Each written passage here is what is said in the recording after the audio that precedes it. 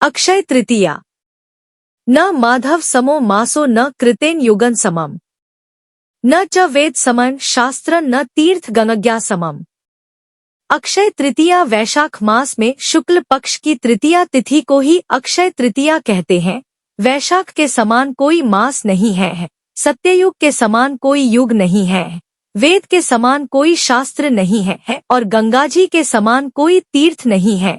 वैशाख मास की विशिष्टता इसमें पड़ने वाली अक्षय तृतीया के कारण अक्षुण्ण हो जाती है। भारतवर्ष संस्कृति प्रधान देश है। हिंदू संस्कृति में व्रत और त्योहारों का विशेष महत्व है। व्रत और त्योहार नई प्रेरणा एवं संस्कृति का संवर्धन करते हैं। इससे मानवीय मूल्यों की वृद्धि बनी रहती है और संस्कृति का निरंतर परिपोषण तथा संरक्षण होता रहता है। भारतीय मनीषियों ने व्रत पर्वों का आयोजन कर व्यक्ति और समाज को पथभ्रष्ट होने से बचाया है। भारतीय काल गणना के अनुसार 4 स्वयंसिद्ध अभिजित मुहूर्त है। 1 चैत्र शुक्ल प्रतिपदा गुड़ी पड़वा, 2 आखातीज अक्षय तृतीया, 3 दशहरा, 4 दीपावली के पूर्व की प्रदोष तिथि। वैशाख मास के शुक्ल पक्ष की तृतीया को अक्षय तृतीया या आखा तृतीया अथवा आखातीज भी कहते हैं। अक्षय का शाब्दिक अर्थ है जिसका कभी नाश, क्षय न हो अथवा जो स्थायी रहे। स्थायी वही रह सकता है जो सर्वदा सत्य है। सत्य केवल परमात्मा है जो अक्षय, अखंड और सर्वव्यापक है।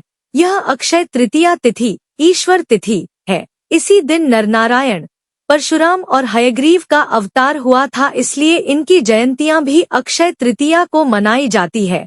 परशुराम जी की गिनती चिरंजीवी महात्माओं में की जाती है, अतः यह तिथि चिरंजीवी तिथि भी कहलाती है। चारों युगों सत्ययुग, त्रेतायुग, द्वापर युग और कलियुग में से त्रेतायुग का आरंभ इसी आखातीज से हुआ है, जिससे इस तिथि को युग के आरंभ की तिथि युर्गात तिथि भी कहते हैं। अगर आप चैनल पे नए हैं तो सब्सक्राइब कर लें। भारतीय परिवेश में अक्षय तृतीया का महत्व। 1 बद्रीनारायण दर्शन तिथि। इस तिथि को चारों धामों में से उल्लेखनीय एक धाम भगवान श्री बद्रीनारायण के पट खुलते हैं। दर्शनार्थियों एवं भक्तों की अपार भीड़ रहती है। भक्तों के द्वारा इस दिन किए हुए पुण्य कर्म, त्याग, दान, दक्षिणा, जप तप, होम हवन, गंगा स्नान आदि कार्य अक्षय की गिनती में आ जाते हैं। भगवान भक्तों का प्रसाद प्रेम से ग्रहण करते हैं। 2 वृंदावन में श्री बिहारी जी के दर्शन। अक्षय तृतीया को ही वृंदावन में श्री बिहारी जी के चरणों के दर्शन वर्ष में एक बार ही होते हैं। देश के कोने कौन से श्रद्धालु भक्त जन चरण दर्शन के लिए वृंदावन पधारते हैं। 3 आत्म विश्लेषण तथा आत्मनिरीक्षण तिथि। यह दिन हमें स्वयं को टटोलने के लिए आत्मान्वेषण, आत्मविवेचन और अवलोकन की प्रेरणा देने वाला है। यह दिन निज मनु मुकुरु सुधारी का दिन है। क्षय के कार्यों के स्थान पर अक्षय कार्य करने का दिन है। इस दिन हमें देखना समझना होगा कि भौतिक रूप से दिखाई देने वाला यह स्थूल शरीर, संसार और संसार की समस्त वस्तुएं क्षय धर्मा है, अक्षय धर्मा नहीं है। क्षय धर्मा वस्तुएं असद्भावना, असद्विचार, अहंकार, स्वार्थ, काम, क्रोध तथा लोभ पैदा करती है, जिन्हें भगवान श्री कृष्ण ने गीता में आसुरी वृत्ति कहा है, जबकि अक्षय धर्मा सकारात्मक चिंतन मनन हमें दैवी संपदा की ओर ले जाता है। इससे हमें त्याग, परोपकार, मैत्री, करुणा और प्रेम पाकर परम शांति पाते हैं, अर्थात व्यक्ति को दिव्य गुणों की प्राप्त होती है। इस दृष्टि से यह तिथि हमें जीवन मूल्यों का वर्ण करने का संदेश देती है, सत्यमेव जयते की ओर अग्रसर करती है। 4 नवान्न का पर्व। वैशाख शुक्ल तृतीया को मनाया जाने वाला यह व्रत बहुश्रुत और बहुमान्य है। बुंदेलखंड में यह व्रत अक्षय तृतीया से प्रारंभ होकर पूर्णिमा तक बड़ी धूमधाम से मनाया जाता है। कुमारी कन्याएं अपने भाई, पिता, बाबा तथा गांव घर के कुटुंब के लोगों को सगुन बांटती है और गीत गाती है। इस तिथि को सुख समृद्धि और सफलता की कामना से व्रतोत्सव के साथ ही अस्त्र, शस्त्र, वस्त्र, आभूषण आदि बनवाएं, खरीदे और धारण किए जाते हैं। नई भूमि का क्रय, भवन, संस्था आदि का प्रवेश इस तिथि को शुभ फलदायी माना जाता है। 5. परशुराम जयंती। इसी दिन नर नारायण परशुराम और हयग्रीव का अवतार हुआ था, इसीलिए इनकी जयंतियां भी अक्षय तृतीया को मनाई जाती है।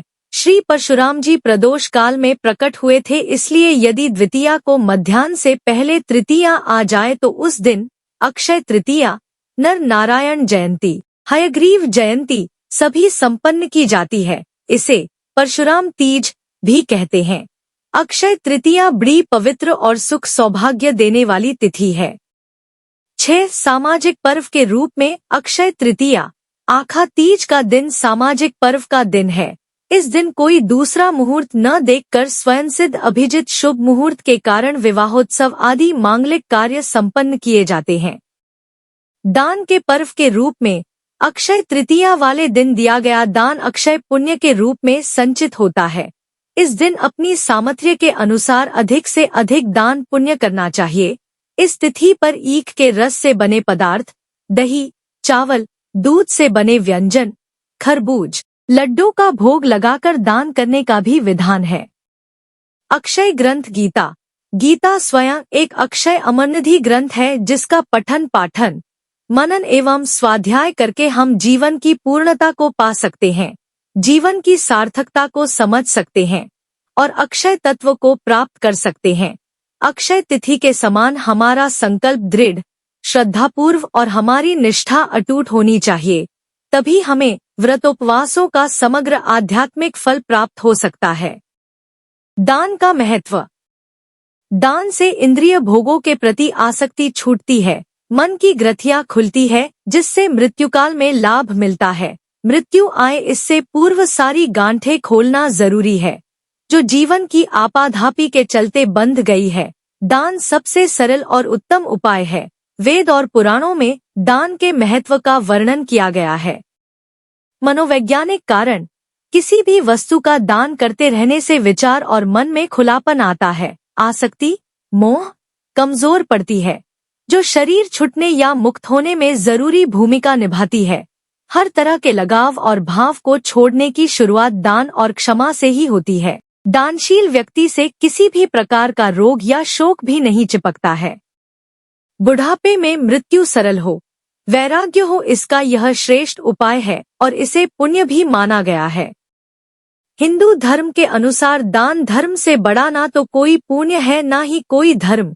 दान, भीख, जो भी बदले में कुछ भी पाने की आशा के बिना किसी ब्राह्मण, भिखारी, जरूरतमंद, गरीब लोगों को दिया जाता है, उसे दान कहा जाता है। दान धर्मत परो धर्मो भतनम नेहा विद्यते। विभिन्न प्रांतों में अक्षय तृतीया।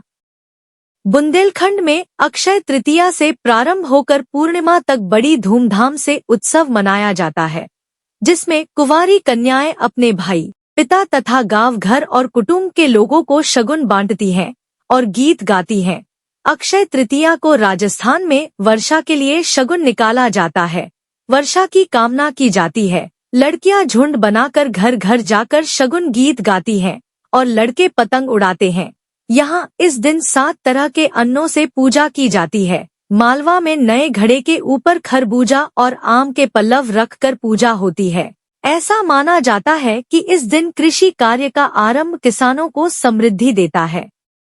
लक्ष्मी नारायण भगवान की जय। वीडियो अच्छी लगी हो तो प्लीज लाइक एंड शेयर, और अगर आप चैनल पे नए हैं तो सब्सक्राइब जरूर कर लें। धन्यवाद।